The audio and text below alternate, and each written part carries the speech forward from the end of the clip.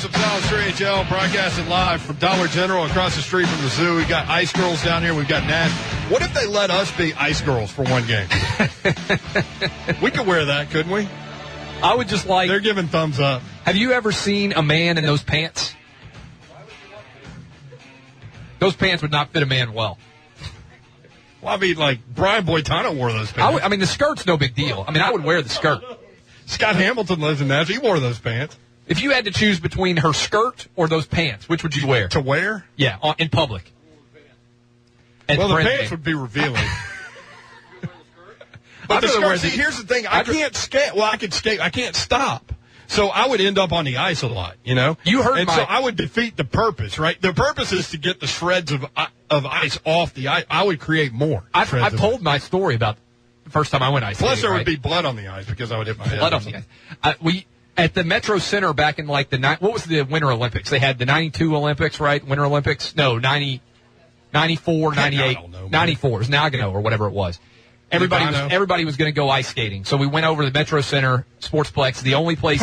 Wait, the Olympics made y'all want to go ice skating? Yeah, because everybody else, I mean, it was winter. So nobody had ever been ice skating. So we all decided to go ice skating in high school. Went to Sportsplex, put the shoes on, rent them, everything else, get on the ice, and I lost, first of all, there's some really good ice skaters, right? I mean, even in Nashville, like these girls back here are very good ice skaters. Well, they didn't grow up here. The vast majority of people in that time had never been on ice in Nashville. So it was like the days people are just wiping out left and right. There's people getting carried off. I couldn't stop like you. Yeah, people were getting carried off. Like medics and stuff. Yeah, it was like Vietnam in there. And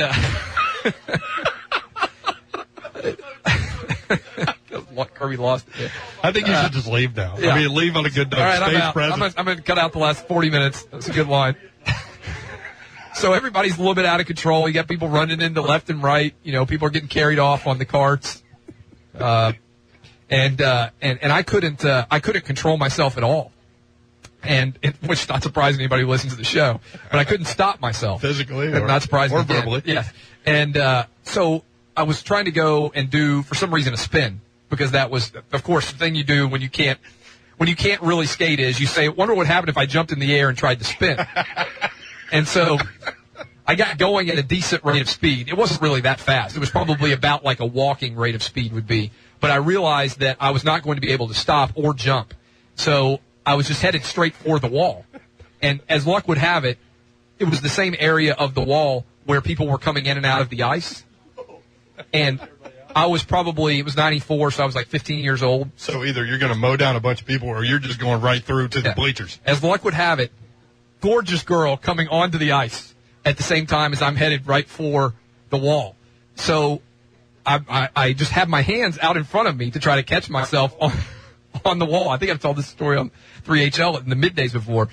As she steps onto the ice, I go in double palms, and I double palmed her boobs. I mean, like she walked onto the ice. And I went at 15. Yeah, I went in with both hands and literally stopped on her breasts. I mean, like she was probably 17, and it was mortified. I mean, because I wasn't like, this is like an old man move, right? I mean, old man. There's no doubt about that. Dirty old man move. I was only 15. Did you propose right clearly before unintentional. I felt like I should have proposed. I mean, I went to second base when she got on the ice.